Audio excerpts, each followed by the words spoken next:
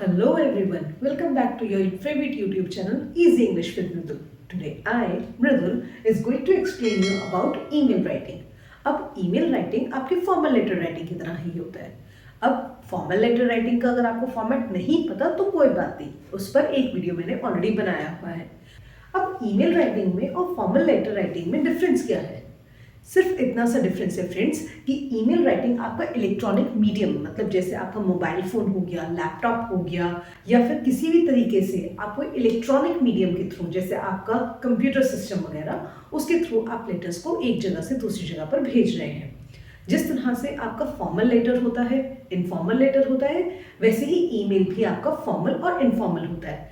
But the only difference is that in formal letter writing we are having a proper format जो आप easily देख सकते हैं.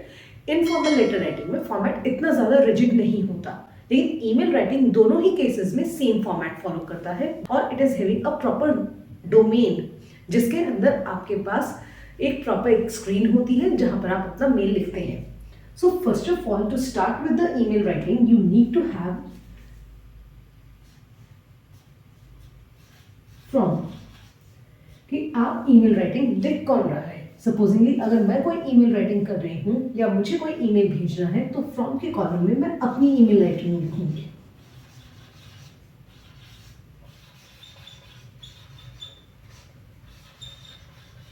Right. From के बाद दूसरा कॉलम आएगा इसका टू का. जिस तरह से आपने अपने लेटर राइटिंग में लिखा था to is the receiver, in the same way to will be my receiver of email. So supposingly I am writing xyz@gmail.com. अब यहाँ पर आप अपने क्वेश्चन के अकॉर्डिंग या अपनी रिक्वायरमेंट के अकॉर्डिंग अपने सेंडर का नाम फ्रॉम में और अपने रिसीवर का नाम और उसका ईमेल एड्रेस अपने टू के कॉलम में लिख सकते हैं. After writing to and from, we will be writing our subject. Now, subject is the rough idea or the brief idea about which we are writing the email. ठीक है, कोशिश करिएगा कि इसे आप कैपिटल लेटर्स में ना लिखें because when we talk about written communications capital letters को थोड़ा सा रूड कंसिडर किया जाता है. So this will be basically your purpose of email. That why are you writing this email? You are just giving your idea. You are just giving the idea to your reader that about which he or she is going to read about it. So ये तीनों मिलके बन जाते हैं आपके header of email. Right? After writing the header, यहां से हमारी body of the email start हो जाती है.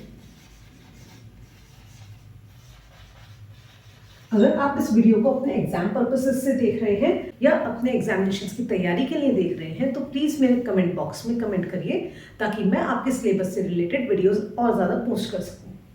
इन the body of email here we will leave one line as well so that we can separate our header with the body of the email. अब body of email में सबसे पहली line में आप लिखेंगे greetings of the day.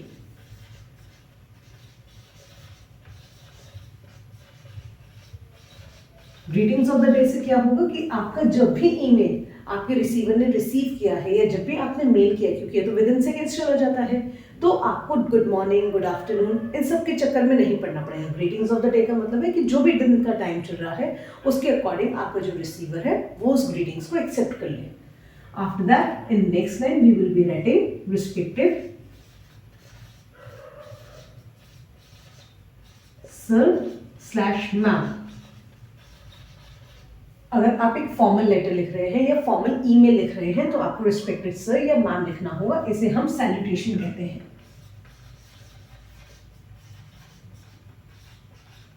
After this again we will be leaving one line and now we will be writing in detail about our email. That is in first paragraph this will be our introduction that who we are and why are we writing our email. ये maximum 2 या 3 line में आप खत्म कर सकते हैं. In second paragraph it will be your detailed paragraph. अब ये डिटेल्ड पैराग्राफ लेटर्स की तरह प्लीज 4-5 पैराग्राफ्स का मत बनाइएगा, लेकिन हाँ ये जरूर ध्यान रखिएगा कि जो भी आपके नए पॉइंट्स हैं अगर वो छोटे हैं तो उनको 2-3 पॉइंट्स को क्लब करके हम एक पैराग्राफ बना लें, या फिर अगर हमें ज़्यादा डिटेल में है तो हर एक पॉइंट के लिए हम अलग अलग पैराग्राफ्स यूज कर सकते हैं. इसमें कोई रिस्ट्रिक्शन नहीं है कि डिटेल पैराग्राफ सिर्फ 2 ही बनेंगे या 2 से ज़्यादा नहीं बन सकते. Now you need to understand everyone that in detailed paragraph or in throughout email writing, you are not supposed to write down your SMS language. SMS language पूरी तरह से बैंड है या फिर आप कह लीजिए पूरी तरह से आपको यूज नहीं करनी. SMS language का मतलब क्या हुआ? जैसे आप शॉर्ट फॉर्म्स यूज करते हो, गुड नाइट की जगह proper light, proper spelling good night की ऐसे होगी. लेकिन अगर हम SMS लैंग्वेज की बात करें तो आप इसे कई बार इस तरह से भी लिख देते हैं. So this is wrong whereas this can be accepted, right. तो डिटेल्ड पैराग्राफ में आपको क्या फोकस करना है? दैट आपके सारे पॉइंट्स प्रॉपरली अरेंज हो, प्रॉपर सीक्वेंस में हो. अगर छोटे छोटे पॉइंट्स हैं तो 2-3 पॉइंट्स को क्लब करके एक पैराग्राफ बना सकते हैं. अगर डिटेल में पॉइंट्स हैं, ज़्यादा डिस्क्रिप्शन आपको देना है, तो आप हर एक पॉइंट के लिए एक अलग पैराग्राफ यूज करें. साथ ही साथ आप SMS लैंग्वेज या फिर आप अपने ऐसे शॉर्टकट वाली लैंग्वेज यूज ना करें. साथ ही साथ लास्ट पॉइंट इसमें ध्यान रखने वाला होगा कि आपकी लैंग्वेज बहुत ज़्यादा इजी टू अंडरस्टैंड और साथ ही साथ आपके कंटेंट से रिलेटेड होनी चाहिए. कोई भी एक्स्ट्रा इररेलेवेंट इंफॉर्मेशन हमें नहीं देनी है. After this third paragraph will be our conclusion. This will be our conclusion. जब आप कंक्लूजन लिखते हैं तब उसमें ध्यान रखिएगा that you are writing regards और warm regards,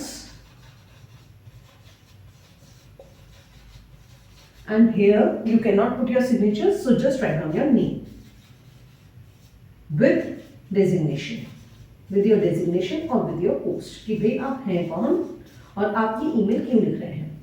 Now the question arises कि हमें ये ईमेल लिखना ही क्यों है. You generally write down this email so that you can easily communicate with other people on the spot, एक prompt communication के लिए. साथ ही साथ you can write down this email so that you can make your orders, you can get inquiry about your orders, you can place some request, anything like that. तो जिस तरह से जो काम आपके लेटर्स करते हैं वही काम आपके ईमेल्स भी करते हैं, बस ये थोड़े ज़्यादा क्विकर वे होता है. सो ईमेल का फुल फॉर्म क्या हुआ? ईमेल का फुल फॉर्म हुआ इलेक्ट्रॉनिक मेल्स और electronic letters. That's all for today's video, children. If you have any doubts and queries, please do mention that in the comment section below. और आपको जिस भी topic पे अपनी वीडियोस बनवानी है तो कमेंट सेक्शन को यूज करके उसमें आप अपने कमेंट्स कर सकते हैं. Thank you all.